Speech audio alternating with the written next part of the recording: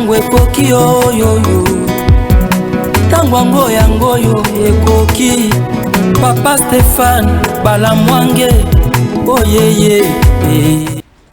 Bien voilà, tango ekoki RDC, merci beaucoup, vous alliez belé.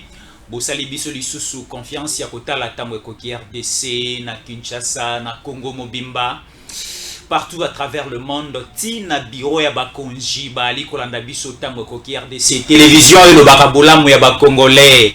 Télévision et le barapolele polele pe vérité nyonso.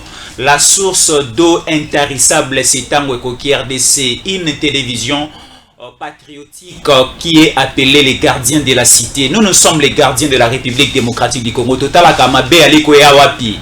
Poto contrecarrer yango to aliko protéger patrimoine au dozaï nango zali les territoires et les sols congolais. Tango koki RDC bandi masolo ya mboka e bandi lelo to kolobela moment mbwebele. Na ebike ko intéressé bino ko sepelisa bino eza makambo obino bozelaka eza makambo bosipelaka koyoka eza makambo esalaka bino elengi na matoyi lelo to kocha bino mwa coton mwa lisala ya soso na matoyi po esala bino elengi ya koyoka masolo ya Congo elengi ya komona image ya Congo eza mboka oba mkoko batikela biso. Moi c'est Jésus Yankole to ko accompagner bino to ko beta masolo ya mboka mena onzala ngai moko te. Je serai ensemble avec celui qu'on appelle le président Gustave azali ndeko o alinga mboka na ye azana bolingo ya mboka la rapé pongité ceux qui mboka ali ko tambola malamu ndesengo na ye na libota na ye mais ceux qui mboka ali maladi ala la rapongité ezali comme si bali ko perfiser na tongo azali ko soya na loposo azali ensemble na biso poto beta masolo ya mboka. Alors au menu aujourd'hui nous allons parler de la marche de l'opposition pour ce samedi 20 à Kinshasa. Il y a 3 marches prévues à Kinshasa aujourd'hui. 3 marches prévues. La première marche, c'est la marche, il y a bloc, il y a opposition composée de Katumbi, Fayulu, Matata et Sesanga. La deuxième marche, c'est la marche, il y a jeunesse, il y a IDPS. Bangope va remarcher, c'est samedi 20. La troisième marche, c'est la marche, il y a jeunesse, il y a AVC. Autre vision du Congo, parti politique, il y a Ndeko-Dité Bidimbo. Bangope va remarcher le lot. Donc l'opposition est en train de marcher et de l'autre côté, la majorité au pouvoir est aussi en train de marcher. Le lot moto et kopela na Kisasa.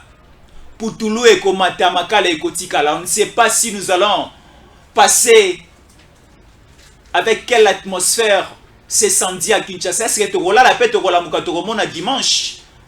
Mais vous aurez des plus amples précisions. Ngobila autorisé par marche sur Salama. Invité Nabiso à Koloba. Invité Nabiso à Pessetio éclaircissement. Alors à part ça, la marche à Kinshasa, nous allons aussi parler de la milice d'Engalema. Kabouya a dit que c'est Jean-Lucien Boussa.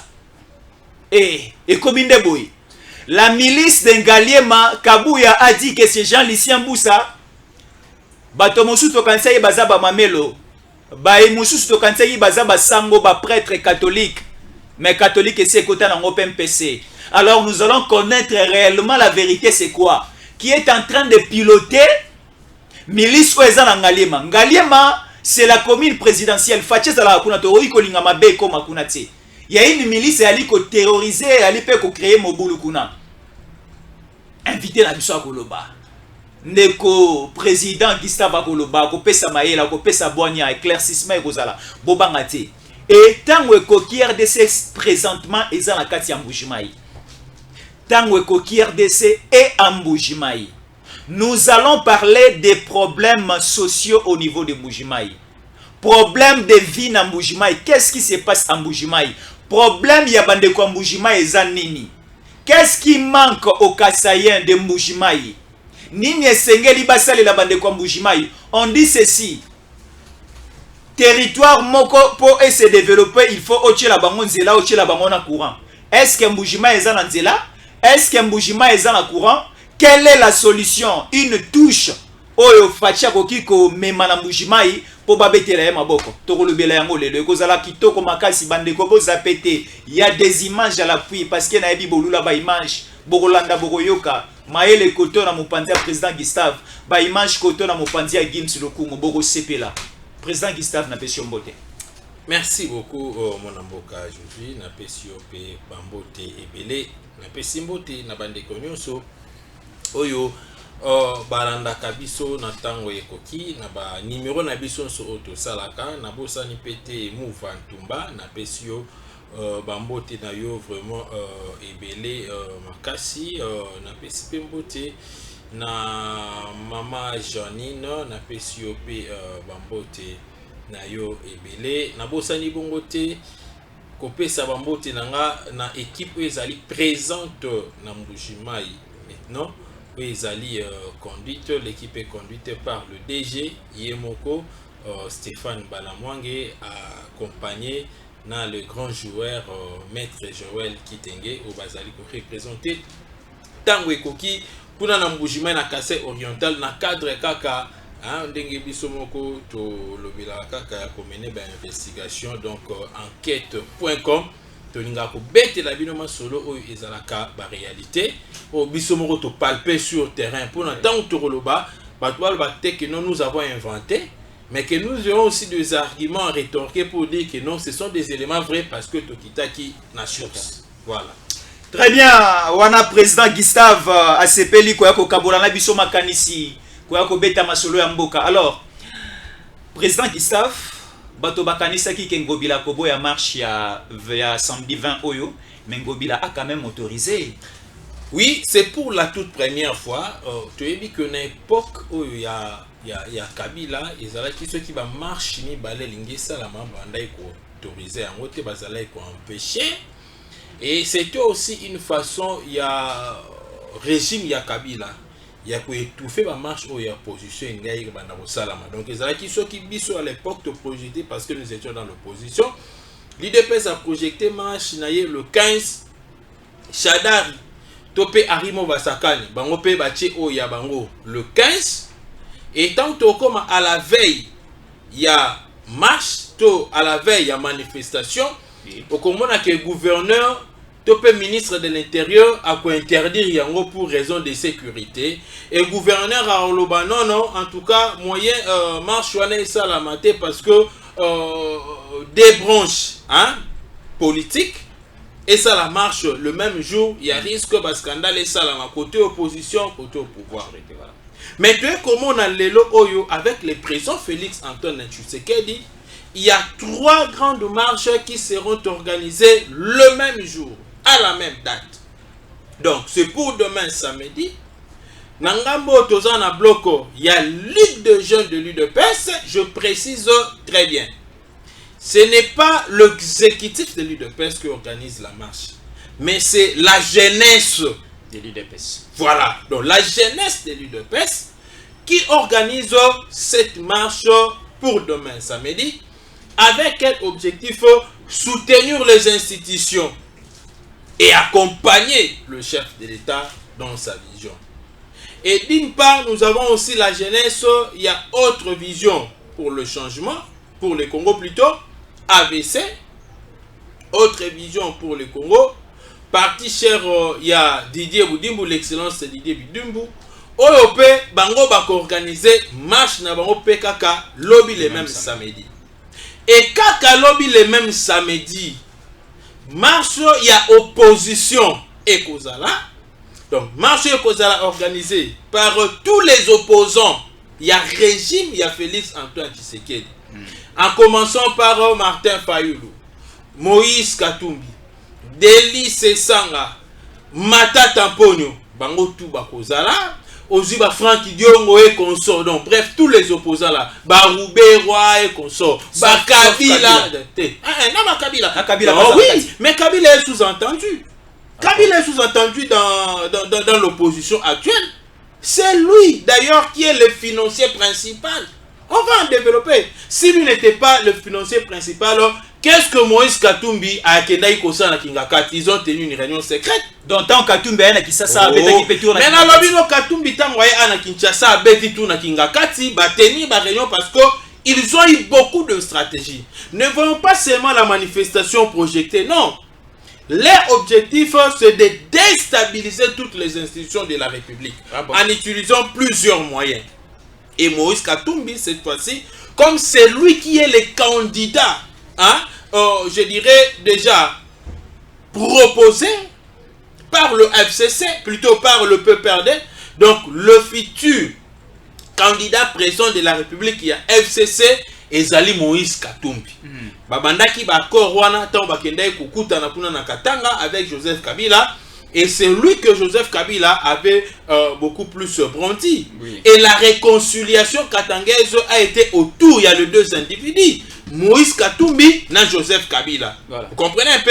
Or, le deux, nous connaissons leurs origines qui demeurent jusqu'à ce jour douteuses. Voilà. Mais, la réconciliation na sol congolais et particulièrement dans la province du Katanga. Donc, c'était quand même un mois passé. Pour na bande comme sous au babibenga vraiment que baza va vrai congolais katangais mais qui n'arrive pas à comprendre les choses comment elles se présentent. Donc je disais que lobby opposition oh ya Joseph Kabila, il y a Moïse Katumbi, il y a Martin Fayulu, il y a Delis Sanga, il y a Matata Mponyo, il y a Frank Diongo, il y a Rouberwa bakozala na marche lobby. Et pour na kosu ki saka wana te opposition ya Kunda Batwari. Opposition ya Bosco Tanganda. Opposition à 1-23. Opposition ya Mwanga Chouchou. Barosala. Marche lobby contre le régime ya Félix Antoine Tshisekedi. Voyez comment nous disons que le monde est à l'envers aujourd'hui. Mais au-delà de ça, nous avons apprécié la finesse, la sagesse politique.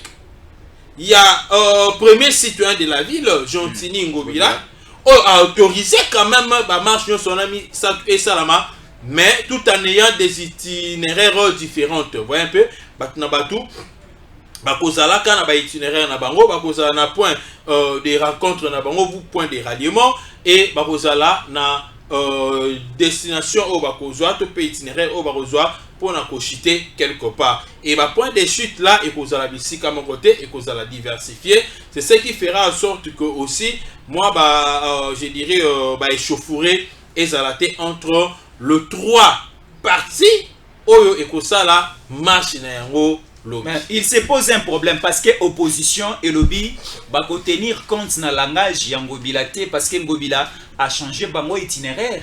Bango balobi bako bandaka na super lemba place ba jeune ya IDPS ba poni. Là c'est le secrétaire général. Il y a décidé d'aller koloba devos kitoko bandaka kawana. Non, écoutez la peka na itinéraire. Non, écoutez, shit na biso dans le parlement. Non, écoutez. Nazo ebisana ndeko devos kitoko apparemment on l'appelle professeur. Il est professeur à l'INIKI. Apparemment on l'appelle professeur. Tout professeur n'est pas professeur parce que, oui, j'aimerais vous le dire, hein, tout professeur n'est pas professeur parce qu'il y a des faux professeurs, il y a aussi des vrais professeurs. Il y a des professeurs dans la classe, autant qu'ils savent pas assimiler matière. C'est un faux professeur. On a vu sur la pédagogie. Quand un enseignant, un professeur, disons un enseignant, a ça quoi enseigner matière naïe, et comme il y a évaluation il y a matière donnée, soit interrogation, soit devoir ou soit examen. Après évaluation, ceux qui va obtenir moins de 50% de réussite dans l'ensemble, c'est-à-dire qui 20 ou il y a ça qui matière naïe, mais na 20 wana tant après si évaluation bana bazuka à 2, bana bazuka à 3. Ce ne sont pas les élèves qui sont le moindre, mais c'est les professeurs qui ont manqué une bonne méthode. Parce qu'on enseigne pour que les élèves assimilent la matière. Ouais, il y a un autre que tout professeur n'est pas professeur. Par exemple, si vous avez bidon na kati ya mutu, alors, devant ce qui doit comprendre une chose. La loi est claire. Pour qu'il y ait l'organisation d'une manifestation, l'article 26 de la Constitution, on doit informer. Mais lorsqu'on informe, c'est pour que l'autorité compétente puisse prendre des décisions, puisse prendre, je dirais, des dispositions, voilà. Puisse prendre des dispositions et que permettre naba manifestants, dans la sécuriser, voilà. Et après manifestation, nabango des ordres et salamate. Alors, naminit le qu'on appelle, il y a eu 3 blocs et 5 qui vont organiser marche nabango. 3 parties où ils sont organisés, marche na bango. Il y a une partie, il y a opposition qui a demandé. Il y a une partie, il y a jeunesse de l'UDPS qui a demandé une marche.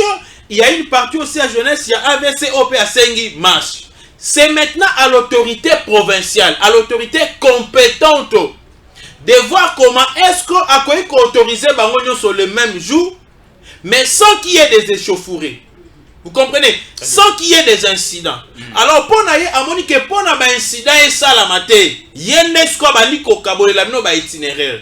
Après qui si bino te bossa la marche, à autoriser bino bossa la marche, il faut se rassurer que pendant, après, avant, pendant et après ces marches, il n'y aura pas des incidents. Peut-être que non, Batouba Zoka, Batouba Koufa, Batouba Boukana, Biloka Batoué Beba. C'est ainsi qu'à Zumakanisi, il y a Kabola, ba itinéraire.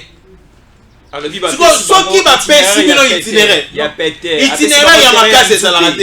Terrain en Zoubéo, non, facilité à voyager. Itinéraire, il y a pété et salarate. Itinéraire, il y a ma case et salarate.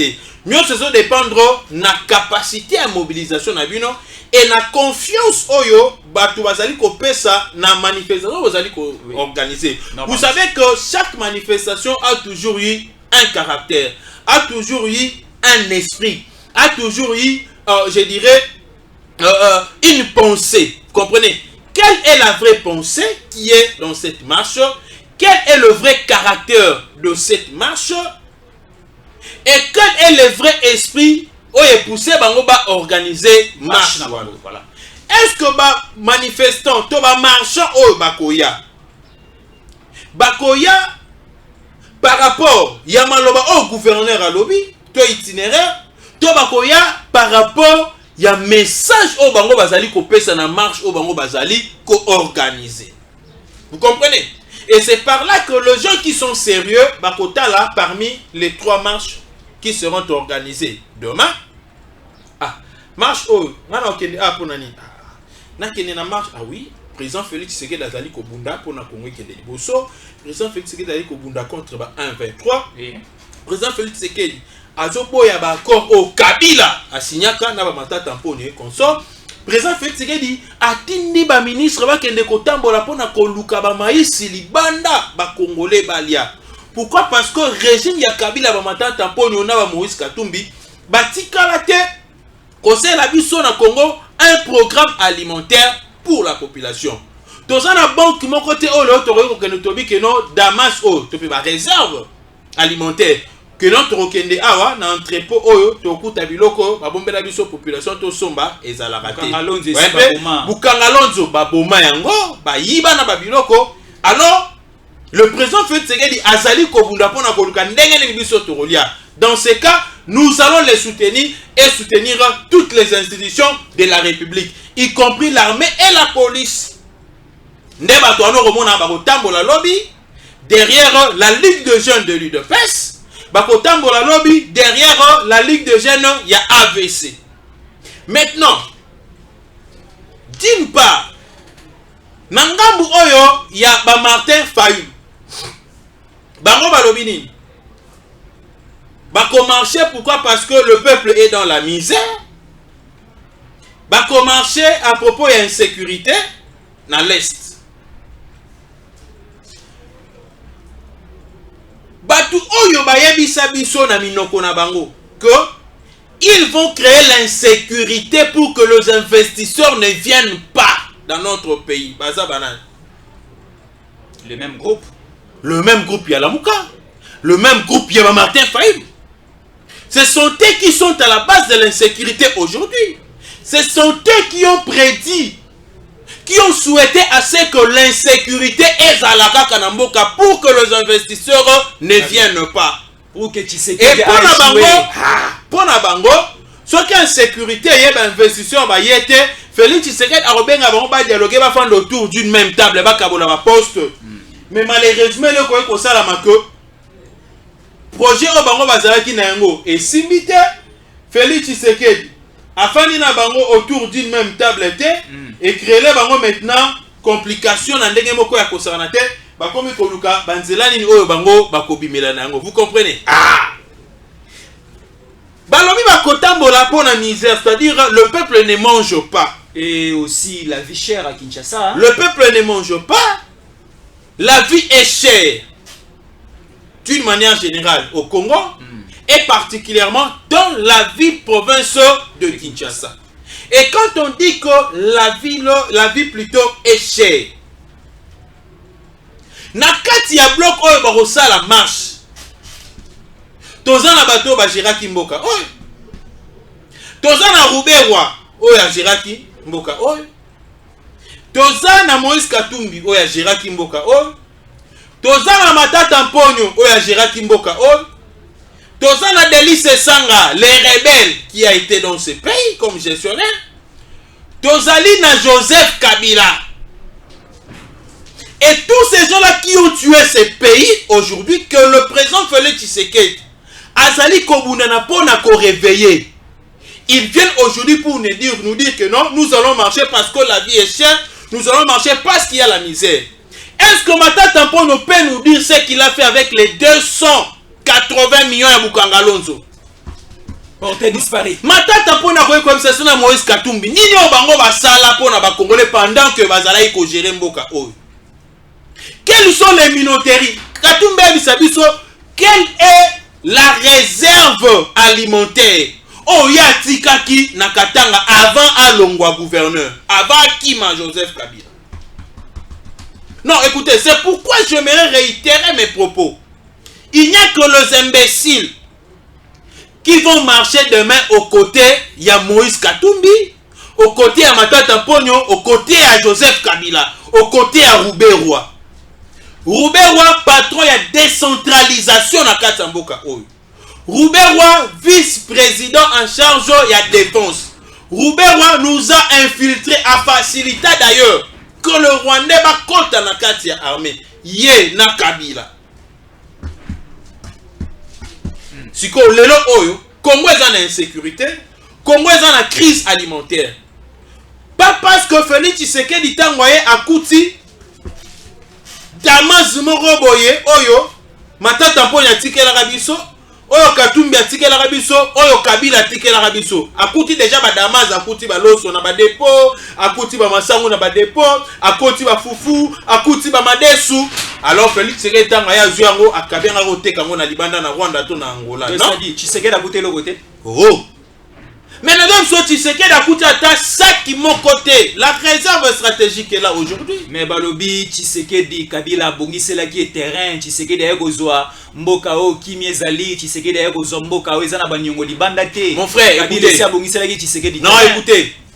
Kozala na banyongo Libanda te li ko lobate que non tu es un bon gestionnaire. D'ailleurs, dans le monde des affaires, les affairistes empruntent. Au moins, les États-Unis ne défient pas Chine. Les États-Unis ne défient pas Chine. Mais quand tu as les États-Unis, malgré les défis, ils vivent très bien. On peut arranger la situation. On a besoin aujourd'hui de monter les entreprises. Si les caisses de l'État sont vides, on peut emprunter. Voilà. Et puis, ton défi, Libanda, exactement pour un bon côté na poche. Mais bon, on est peut-être pour résoudre les problèmes dans le secteur moko songolo pakala. Oh, lobby ekoya pour remonter et notre économie nationale et soutenir le budget national. Vous comprenez? Ce n'est pas quand nous disons que Kabila n'a pas laissé des dettes et que Kabila a bien géré ce pays. Si Kabila avait bien géré ce pays, on aurait trouvé à manger à gogo dans ce pays. Kabila est parti parce que le peuple congolais ne mangeait pas. Au Bosani, na malobe banda ko na époque ya Kabila tongeli biso banzela na liko yeba nyonso torolia est-ce que biso torolia mabanga mais binyo torolia ba goudron pour na so liko yeba. Vous comprenez? Donc c'est pour vous dire que Kabila n'a pas balisé le chemin pour Félix Antoine Tshisekedi. Kabila n'était venu que pour accomplir leur mission au Bazala qui n'a le 17 mai, mission ya AFDL. Oh, Kabila a accueilli qu'on confirmé encore le sous-un accord il y a 10 Abeba au signé en 2013. Sans tenir compte il y a un accord il y a 2008, il y a 2009. Donc ça dit que notre Congo ici, nous devons dire merci au président Félix Antoine Tshisekedi. Parce que Koyana ye et ça dit au Fongola pour comprendre Makambu Ebele. Na lingina zonga na sima pona kotalisa na batuko. Batu nyonso bakoyi ko organiser ba marche. Mais les Congolais sérieux ne peuvent jamais kokende na marche ou eza organisé na Moïse Katumbi un Israélien d'une mère zambienne, bakoki jamais kokende na marche ezali organisé na Martin Fayulu. Oh tata na ena maman na ye, bayeba na raté. Aza Congolais de père et de Ah, mère. na lobby, ah. Congolais de père et de mère. Congolais de père et de mère, aboyeba komba tata na ete. Nous avons une émission ici. Est-ce que nous ndenge na zabu na robo sana komba tata na ngai? C'est logique. Jamais. Martin Fayulu allié munoko na Europe. Ba poser question, ya koyeba kombo ya tata na ye. Mais allié munoko a répété kombo ya tata na ye 3 fois différemment. Ezalata mwana ya Martin Fayulu tende mutu apesa kombo ya koko na ye. Mais tata mukolo. Mais tata mukolo Martin Fayulu apesa kombo ya tata na ye. Vous allez comprendre que ce sont des usurpateurs. Ils sont venus usurper la nationalité congolaise et le nom des Congolais. C'est logique. Kalombo pa lobi botika mwa ba aventure wana, maman ya Katumbi aza congolaise. Papa naenda koyiko za l'étranger mais maman naza congolaise. Non, Botika écoutez. Katumbi aza Écoutez. Ba Kalombo, ba marché Kalombo lobi yango lobi ah. Mais avant lobi Kalombo lobakini. Et bien même n'aura Kalombo ti. Que non maman ya Moïse va poser question. Maman Moïse a Zambia na bin a congolaise a bin non. Maman ya Moïse na bika ka yebisa biso que non maman na yeba kundai awa na kati ya Congo mais sa mère n'était pas congolaise. Vous comprenez? Mais nous avons des éléments qui démontrent réellement que non, Moïse Katumbi, sa mère n'est pas congolaise. Ce n'est même pas aussi le débat. Mais le débat, c'est que le thème au bango bâti pour organiser marche. Maloba oyo et comme bango ba marchele. Et ça dit maloba oyo et bongi na bangote. Parce que ce sont eux qui ont très mal géré ces pays. Ce sont eux qui ont tué ces pays. Nous avons les dossiers de Bukangalonzo aujourd'hui. Autoré qu'on soit facilité à côté que là, à Taba Rwandais Massango.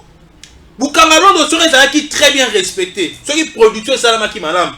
Congo le Tonga est revenu une force alimentaire dans la Afrique centrale. Mais bâti les ministre ben au sommet pas na biso. Ouais oui, banga bati ndapi ba ministre ben au sommet pas na biso des peuples d'autres ba ministre ba qui na Zambie. Vous comprenez? Mais malheureusement, on a eu des gens comme Matata Mpo dans la Katambo qui va détourner, on va kabola va tirer la poche. Nous avons eu des gens comme Joseph Kabila qui n'aimait pas la population. Nous avons eu des gens comme Moïse Katumbi qui ont dévalisé le caisse de l'État. Nous avons eu des gens comme des Délices Sanga, des Rebengo dans ces pays. Nous avons eu des gens comme des Roubaix-Rois. On va créer des autres rebelles dans l'Est. Mais aujourd'hui, ils veulent marcher pour la sécurité. Ils veulent marcher pour la misère.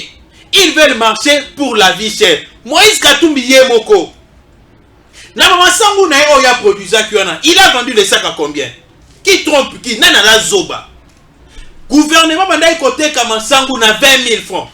10 $. Mais Moïse Katumbi, tant qu'on va créer pénurie, Massangu et Sili et Monate va créer rareté parce qu'ils ont de l'argent, c'était leur carte. Moïse Katumbi a commis Massangu na Oyateki na 75 000 francs. De 20 000 à 75 000 francs. 55 000 francs d'ajout ou de plus. Et cet homme veut marcher aujourd'hui contre la vie chère. Mais c'est la sorcellerie. Il n'y a que les sorciers, il n'y a que les démons, il n'y a que les imbéciles, il n'y a que les obas qui vont accepter demain de marcher ensemble avec Moïse Katumbi. Ndeko Kista velo wali ko bangisa parce que tout moni Katumbi ayana kisasa.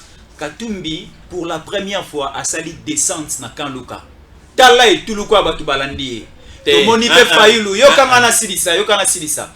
Tomoni pe Fayulu asali descente na Selembao et tout nous quoi bali kolanda ye. Tomoni c'est ça ma na changu na terre jaune. Donc cela veut dire que marche samedi yo. Et na lobi ça ça yo kanem ça yo. Et gola la manasi. Yo kanem ça.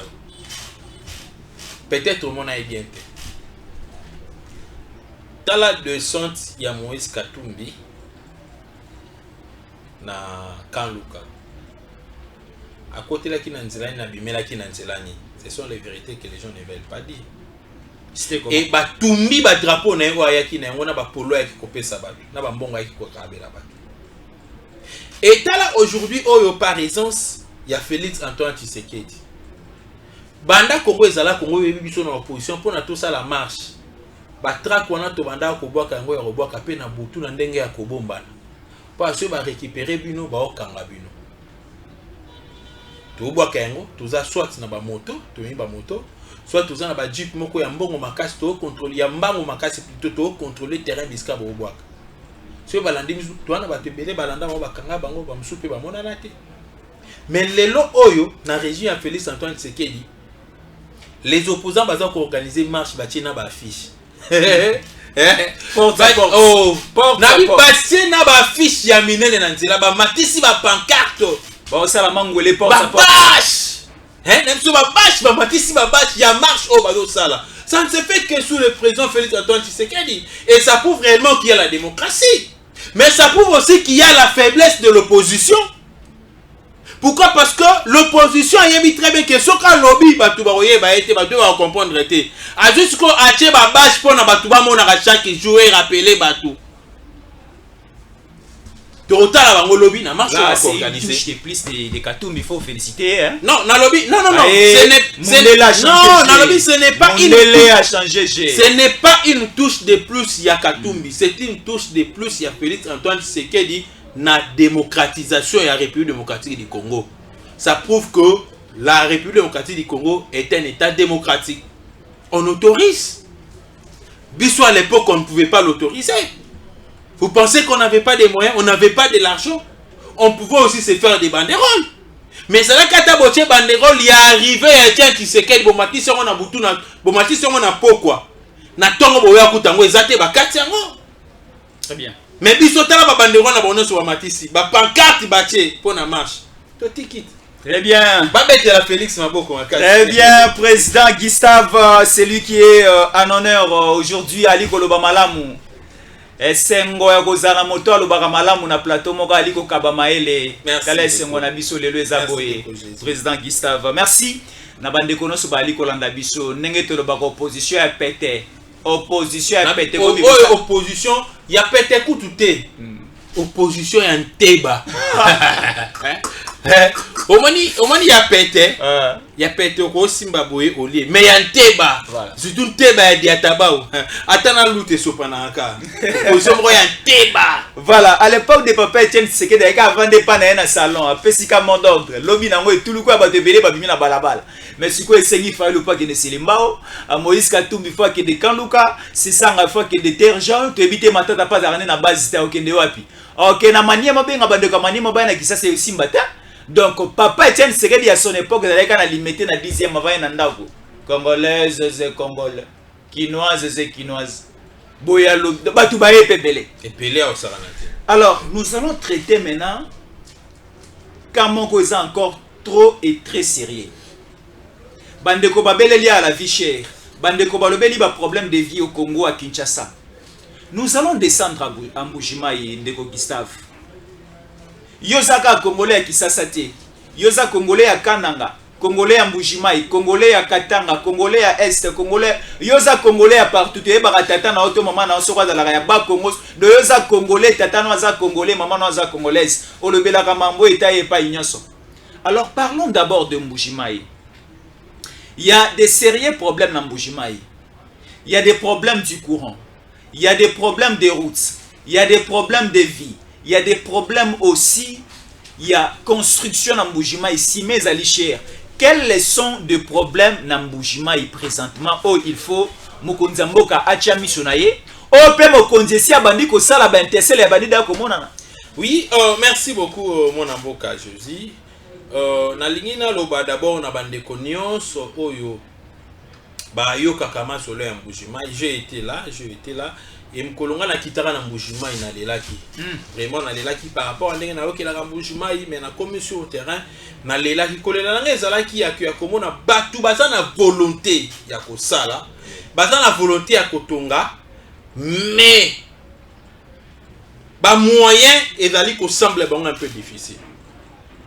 Ba mususu pe bazali na moyen mais ba matériel oyo ko permettre bango batonga ezali cher. Pourquoi ezali cher? C'est parce que il y a d'abord le problème, il y a électricité. Oyebi que courant et apporte à développement surtout sur le plan industriel na kati ya mboka ya makasi. Ceux qui courant ezali te bokozana difficulté.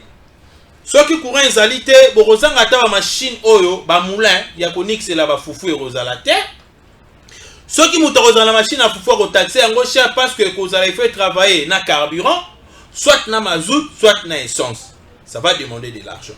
Et il sait que muto azoni ki ça, a obeta calcul na somba ki 5 litres nanga ya carburant na autant, il faut tant on ni ki ça. 5 litres à 26 là, il faut dans la obligation à jouer la bénéfice, il y a 25% ou soit il y a 30% un bon on a dépensé là qui.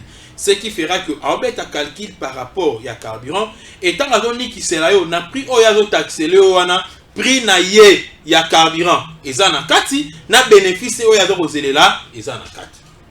Vous comprenez? Nous avons encore un autre problème. Kuna pona komelata bière ya pamba auto sucré. C'est cher. Ba bière eza ba 5, ba bière eza kuna ba 12 000, ba 13 000. On a quitté ça mais la 2000 francs, 2500. Kuna eza ba 13 000, ba 14 000, ba 12 000. Ba masanga ya mike ya ba bouteille ya mike wana kuna eza ba 6 000, ba 7 000. Et ba sucré eza ba 4 000, 4 500, 5 000. Donc comme conséquence, ba tu ba kenana ba kana nzela ya mukuse. Et ceux qui ont beaucoup d'argent en mélamouké, moussou se remet en état moussou whisky. Donc, il y a un moment qui va trop masanga makasi parce que aïna kene masanga pété ça cher. Masanga pété ça cher pourquoi? Parce que brasserie oyo il fallait qui elamba ka masanga et kangama. Azali na banyongo belé. Akangama po na ba conditioning. Akangama po na banyongo. Azaka na banyongo na ye. Banyongo ya courant, banyongo ya taxe, il fallait foutre paix dans l'état et consort. Alors, il s'est que non, à Kanga, parce que l'État n'a pas foutu à son l'État provincial. Il y a tellement de difficultés, c'est son foutu au Kanga, d'Akanga qui, un peu. Et c'est là qu'il va travailler dans la brasserie ou va travailler sur ces vacances, on va chômer en l'élo. Nous avons un autre problème dans la cité Amiba. Nous allons dépendre de la courant Amiba. Au courant Amiba, tu as son dengue zala, dengue salé là. Un peu. Et le lot, il faudrait peut-être. On a un quartier moussou, on va vivre dans un groupe. Il faut qu'on mette carburant. Ce carburant, mon colonna est zaté. Tout mon colonna carburant est zaté. Batuba na kati ya molili. Au moins cité mobimba molili. Commune mobimba molili. Donc bref, il n'y a pas du courant kuna na Mbujimayi. Parce que na tambola ki na Mbujimayi, na koma kiti na kabe ya Kamonga, je ne dirais pas que j'étais partout au Kasaï oriental, mais dis-moi na ki na Mbujimayi. Et on trouve qu'il n'y avait pas de courant. Alors, problème, on a un courant. Et Bandika, on a Tshisekedi, ou bien les deux Kabila, les Zalaki, ou bien Mobutu et ses Zala. Problème, on a un courant et Bandaki, Bandakala, Banda Mobutu, Banda les deux Kabila. Mais maintenant, c'est le président Félix Tshisekedi de Azali Kobundana. Pour na kosala ke courant et côte. Et la station, il y a courant où ils ont la haute tension et connaîtra déjà.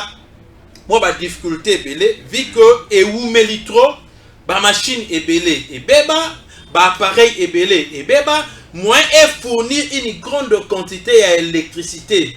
Comme ça a été, je dirais, bien défini, dès que la centrale qui créée, la station qui mise en place, et ça, du sous qu'on va fournir une grande quantité d'électricité.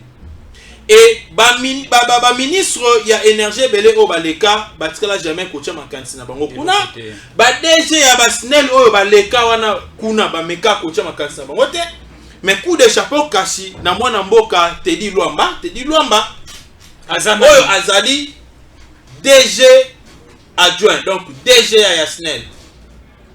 Actuellement il joue l'intérim, il y a directeur général donc il est le DG AI ya SNEL.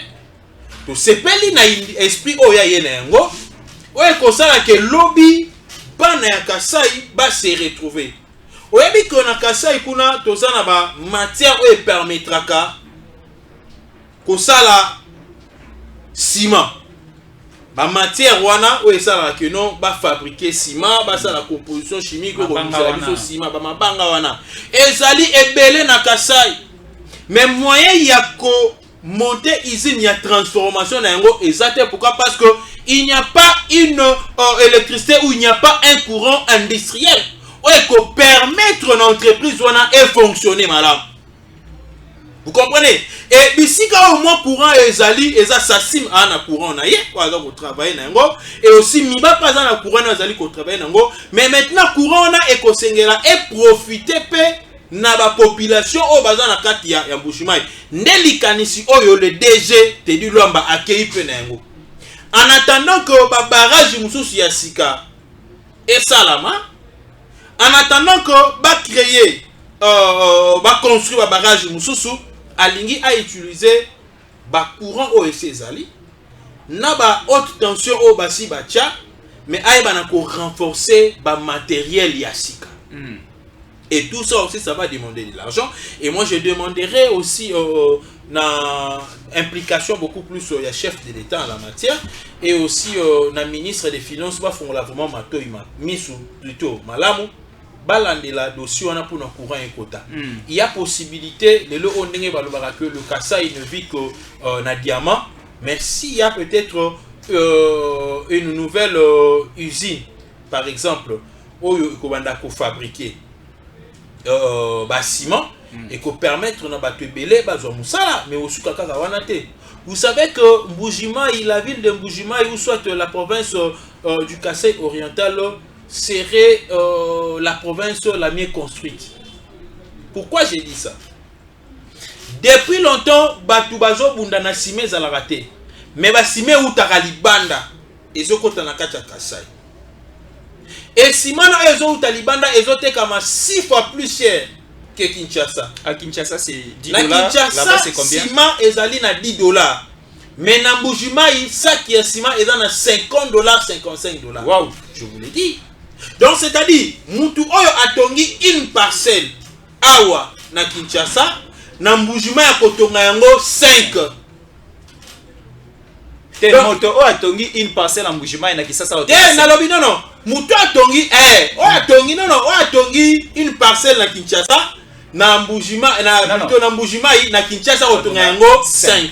Voilà. Vous voyez? C'est ça. Et mutu oyo azana parcelle moko awa na Kinshasa atongi. Alors attends musu na difficulté à kotonga yango kuna na Mbushimai. Très bien. Donc ce qui veut dire que soki même prix à sac à ciment o tozana yango na Kinshasa awa. Et comme il même pris dans Mbushimai, c'est que Moutou a na parcelle moko na Mbushimai à cause de 5 na Mbushimai. Et ville wana ezali kozala urbanisé par le fils du pays. À deux fois, ce n'est même pas la politique de l'État. Et vous imaginez aujourd'hui maintenant soki kaka batiki saki ya ciment a na Kinshasa $10, na Mbushimai $10. C'est que si na Kinshasa dans une année il faut na 500 immeubles, na Mbushimai dans une année tu na 2500 immeubles fois 5. Donc ce sont des gens à féliciter, ce sont des gens à encourager. Mais tolingi bamboka na biso essaie de développer et na kena na cité moko cité wana en tout cas lekelanga kombo na ngoki mangai soki chacha soki quelque chose na kati ya Mbushimai bien na kati ya Mbushimai voilà nyabiso wana gombede bandako eza kuna ya kosakana te ba immeuble ba 2 niveaux ba 3 niveaux ba 4 niveaux ba construction ya gaya. Mais tous ces gens là non. Mais nzela bazo bundana na nzela yango monaki j'avais compris par après pourquoi est-ce que gouverneur Ngoïka Sanji na gouverneur Maweja basala ki système ya kotonga nzela mais en posant les moins longs pendant que tu poses il y a moins long. Ouais un peu parce que le code la mabanga neza na yango facile. Ce balobi ba utiliser ciment et belé ba ça la coulage ya ba béton de tout ça là awa ça va coûter trop cher par rapport à ça qui moko ya ciment. Mais déjà libanga moko wana we ko ikozala na ba forme, je donne un exemple hein, soit forme moko ya ba 1 mètre carré 50 cm carré, ouais, et ça permettre déjà et gagner espace moko au ciment ko kai ko ta ebele, mais ciment ko ta moké, c'est-à-dire ba ko construire une route. Je donne seulement un exemple, une route par exemple il y a 1000 mètres, au lieu de utiliser par exemple 1000 sacs ya ciment mais va utiliser tant sous 100 sacs ya ciment mais nzelo mo non nzelo ça bien. Très bien. Voilà. Très bien. Alors, nous allons descendre à Mbujimaï. Tala na équipe à football sobo wana président malamu le roi président Real Boroso ba Ligue des Champions belé. Tala bonheur au République démocratique du Congo ezui. Boroso arrêté car rozana président malamu na équipe de football té le roi la Real de Madrid. Mais il faut boza la peine en coach ya malamu. Boroso arrêté car rozana coach ya malamu té. Il faut boluka pe bosomba Cristiano pour bozo 14 Ligue des Champions. Voyez maintenant la réalité dans la République démocratique du Congo. Tozana président ya Real Perez Félix Antoine Tshisekedi Tshilombo. Tozana coach ya Real na République démocratique du Congo Madame Adèle Kainda. Toza siko na Messi na Cristiano na biso les DGAI. Les DGAI bokanga kombo bobo sanate. Les DGAI Teddy Luamba yende siko azui la manette azui makambo na maboko télécommande azo changer siko le mode de vie azo changer siko style na niveau SNL non bamibi bakende non moibi akende malala ya kopola na lisanga mona malala malamu ko simbate botala ndenge DGA ya liko tambola autaki na katanga siko azana Mbujimayi aza emorotin alobinde ko Stéphane Yaka balamwangi abinde ko kitenge yaka alobi tango ko RDC boya botala makamto aliko sa elongo na président Fachi banzele si aliko tongama avec les 145 territoires mais l'autre dit qu'il faut écouter. Alors suivons d'abord ceci comme ça nande ko Gustave Anna Plateau nous allons encore essayer de décorer et comme ça nous allons voir comment est-ce que nous allons mettre un point final dans l'émission d'Absalelo. Suivons ceci. Ministère à portefeuille aux allez na maboko ya princesse Adèle Kainda Maïna.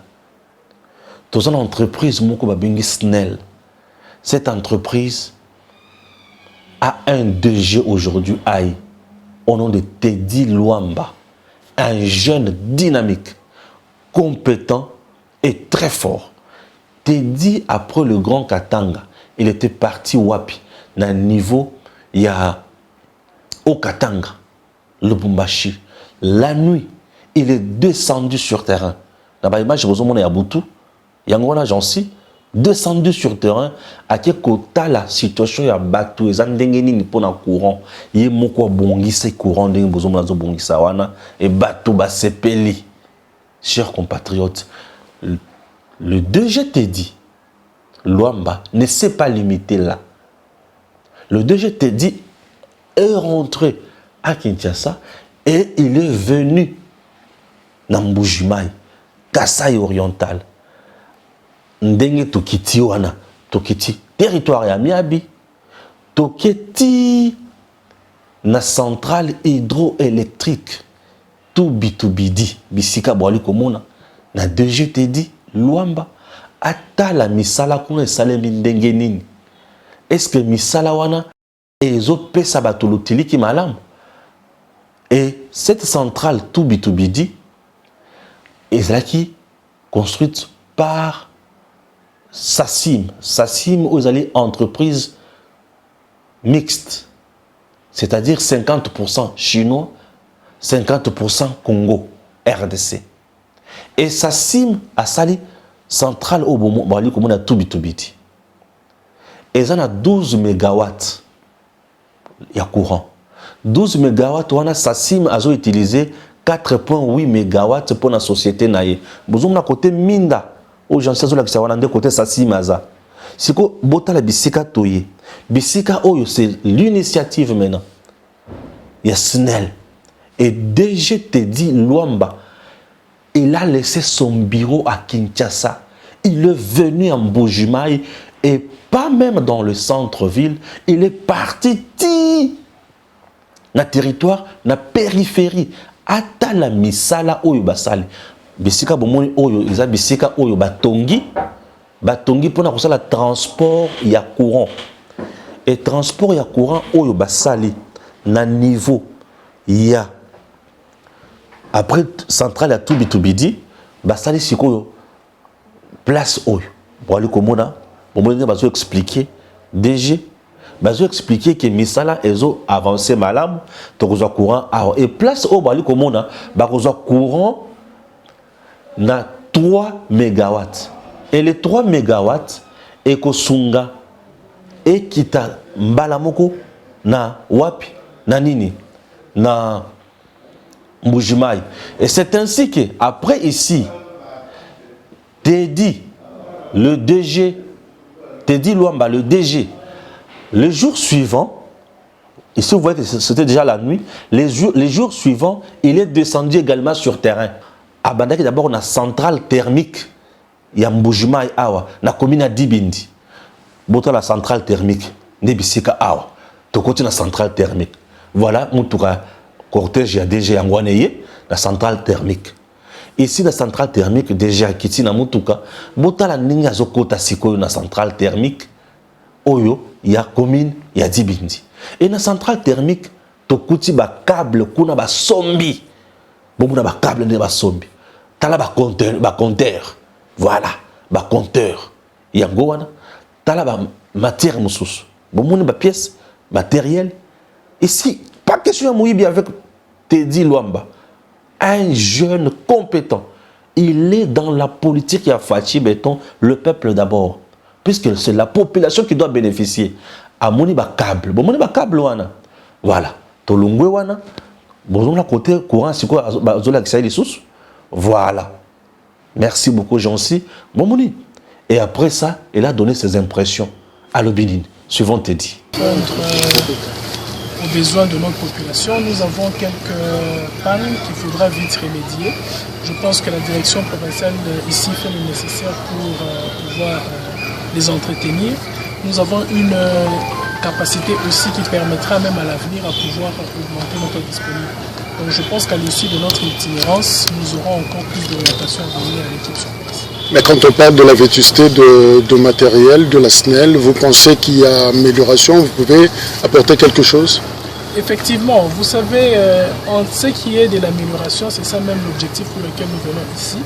La mission que nous avons exécutée ici, c'est pour redonner un peu un souffle nouveau, selon la vision du chef de l'État, Félix Antoine Tshisekedi Tshilombo, qui veut que la SNEL redore de sa nouvelle robe, et nous sommes dans cette optique-là.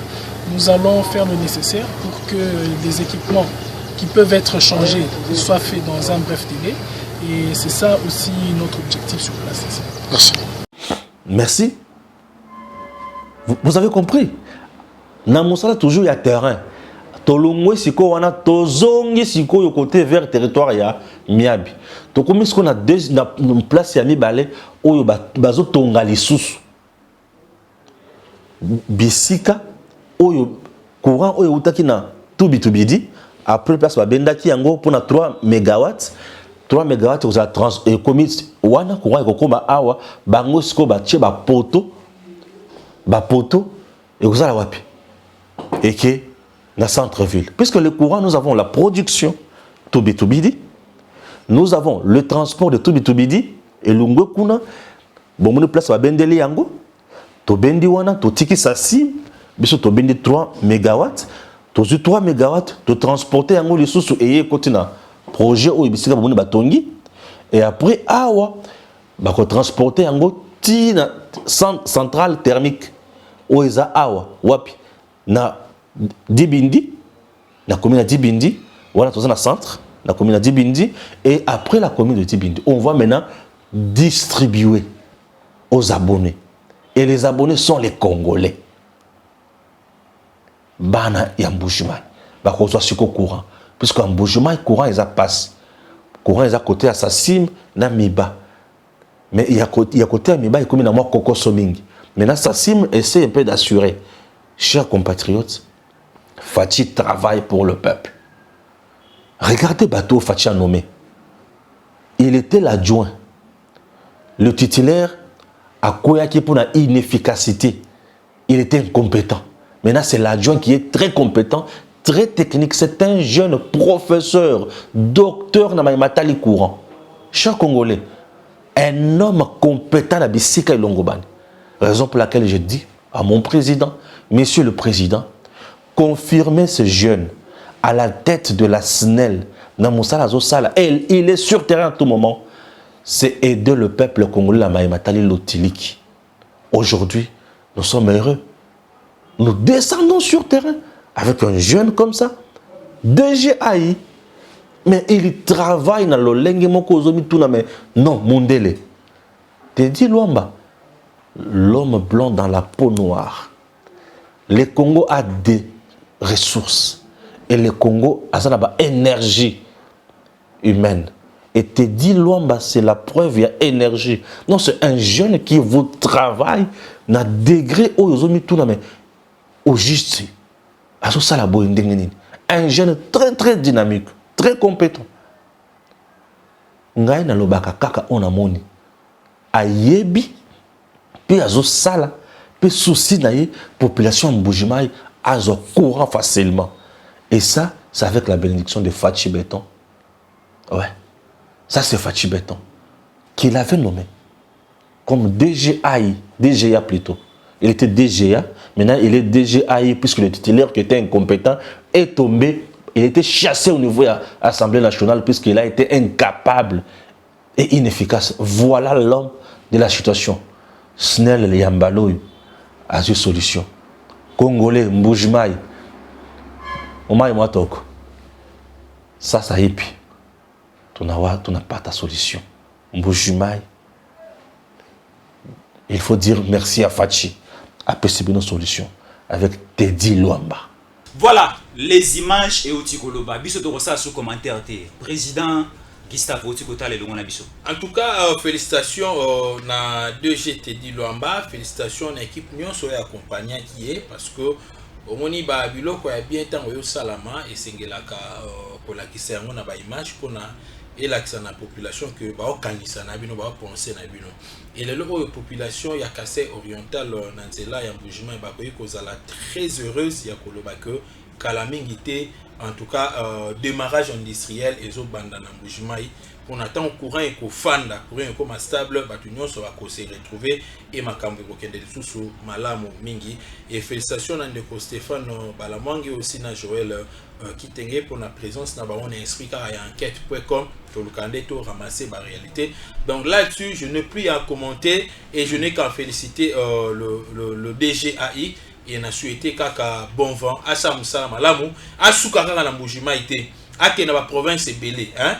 Donc ndinga sa banda ki ba descente na ye na Katanga kendaki na Lubumbashi pour na kosankeri lui-même na situation il y a électricité comment ça se passe à kendepe na Mbandaka parce que Mbandaka pe ba yebisa ki na le président fait c'est que nous n'avons pas la lumière donc à kendepe na Mbandaka pour nanga a ciblé toutes les provinces au baleli na beaucoup plus makambu ya courant hein à kende au pe déjà bazana avantage ya kozwa courant et asuka wana te abeta pa lukayeba makambu pe ya shit katende zandenge ni kakobola pe ezandenge ni. Bien que Ezana na domaine à l'État, mais yende le quoi azali patron de l'électricité na kati ya mboka donc c'est ça la société donc c'est ça la société nationale parce qu'il y a aussi d'autres sociétés d'électricité oyo baya kokota na kati ya SNEL o bazali ko travailler en partenariat vous voyez mais la SNEL c'est une société commerciale et étatique donc et pas l'État ou tia makalisi na ye donc dans la possibilité pe ya retournata na l'État ezandenge nini pour na kakobola ezandenge nini hein pour na shit de katende parce que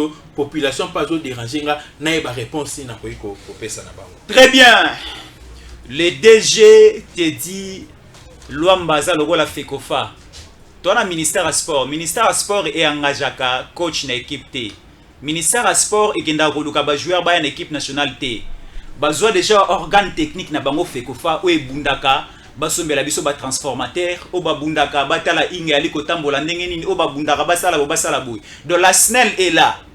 Le gouvernement, l'État congolais bo pesa ba moyen na DG SNEL asala musala. Oui, la lumière est benganaka moi des autres. Place lumière ezali rébellion ko se créer té. Place lumière ezali, il y a pas question de l'insécurité, mais insécurité comme inangali ma ndeko Gustave. Il y a une milice là-bas et Botami avant bazobenga yango bandeko IDPS force du progrès le langage échangé ndeko Kabuya lobi non c'était une milice yandeko Jean-Lucien Boussa mais sur terrain ça commence un peu à compliquer on ne sait plus la vérité se trouve de quel côté bon vous êtes le mieux placé il y a que placer aussi une intelligence là pour comprendre qu'est-ce qui se passe sur terrain. Oui, d'abord, ce qui se passe sur le terrain, Ezaba Sayan au Bakangaki, ces milices-là, Bakangaki Ngaliema. Et ces jours-là, nous avons vu même le vice-premier ministre et ministre de l'Intérieur, Yemoko Kita sur place. Il y avait aussi les bourgmestres, Dieu merci, Banziluanga, pour gérer la commune Yangalema. Mais sur place, on va poser des questions, on reconnaîtra que Bazali n'a appartenance, il y a parti politique, il y a des gens de Sienboussa. Vous voyez? C'est voilà. Donc Bazali n'a appartenance, il y a parti politique naïe. C'est ce que d'abord je retiens aujourd'hui. Et par après, quand ils ont voulu falsifier l'histoire pour dire que c'était le ministre de l'UDPS, et le secrétaire général a essayé au moins d'éclairer là-dessus pour dire que non, bateau bakangaki, bango bavouaki, que tous allez pour appartenir à partie il y a Jean-Lucien Boussa. Donc ça n'a rien à voir avec l'UDPS. Et là, nous demandons seulement à la justice de bien faire son travail là-dessus. Quoi interpeller qui des droits. Vous savez, naye bakangaka Monsieur Pierre ou azalaki deuxième, donc Dirkaba, azalaki Dirkaba, il y a maison civile et chef de l'État. Bakangaka, pourquoi? Parce que ils allaient juste namo citoyen, jeune moussous oyo, bandai ko entraîner bango pour que ça va justement formation, ils allaient dans dengue abete, ils allaient dans dengue ya malam. Mais le coup la idée ils allaient la formation militaire et que l'État n'était pas informé, la police n'était pas informée et comme conséquence on l'avait qualifié donc groupe là ça a été qualifié d'un groupe milice. Et comme conséquence, aujourd'hui, il est aux arrêts. Il a été arrêté depuis ce jour-là. Et ce qu'il est là, bandeko wana ndenge ba avoué parce que tout le monde ba wana ba kitendi ya rouge. Ndenge mo wana bandeko oyo ba bimai côté amaloko na ba bitendi ya rouge, vous comprenez? Donc on se pose la question si c'est profiler déjà quelque chose pour déstabiliser la ville province de Kinshasa. Et à cela, moi, je m'aimerais demander aussi na ba combattant na biso ebele ya UDPS hein. Ça me fait très mal tant dans mon abandé comme sous cherchant à insulter facilement le secrétaire général ou à Salanaye ou Bazolinga Kolo Baramabe Kobumisaye Mabe, mais qui se donne beaucoup plus n'a pas parti, un parti allié, parti ami, il y a UDPS, ça fait très mal. Et puis là, on a des eaux vidées subsistance na biso.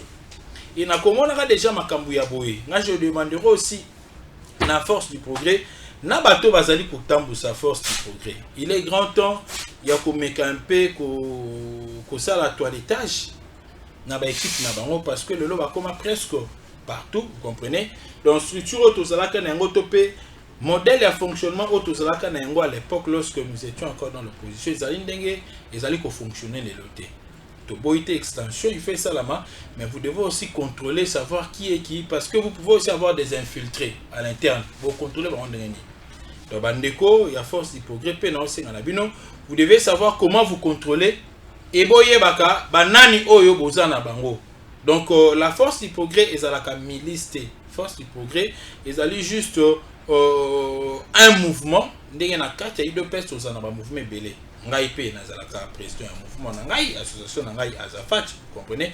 Donc nous avons plusieurs mouvements na kati ya UDPS, nous avons ba structure belé, nous avons ba vision Fati, nous avons ba Bomoko UDPS. Donc nous avons ba structure belé, mais na 5 ans na bandeko ngai au PA force du progrès, il faut beau fongola mis pour aller sur la liste ko ya ba infiltration beaucoup plus.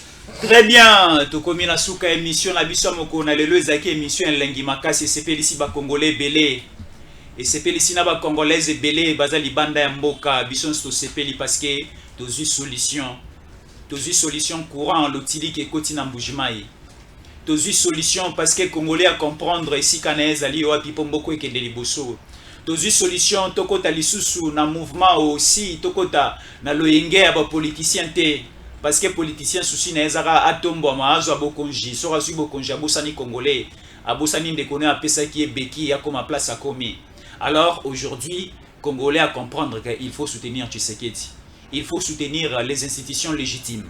Il faut soutenir les institutions où ils sont en place poto mona mboka na biso kinde liboso eza na ba promesse ebele mokonzi apesa ki mais soki mokonzi ana kimia te soki mboka yana kimia te ba promesse nyonso na ko se réaliser ta tozala bomoko biso nyonso mona mboka wa kinde liboso to komi na suki émission na biso ezala ki tango ekoki RDC dans tango ekoki magazine avec Jésus Ankole.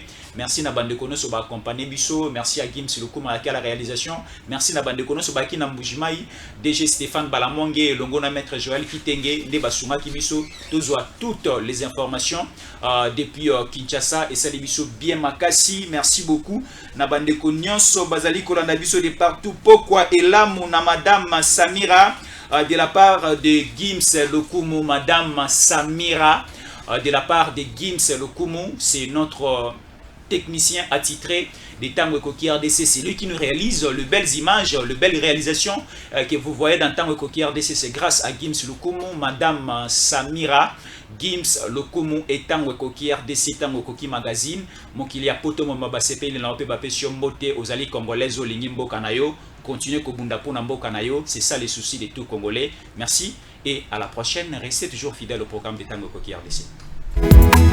Tango ekoki oyo tango ngoyo ekoki Papa Stéphane Balamwange oyeye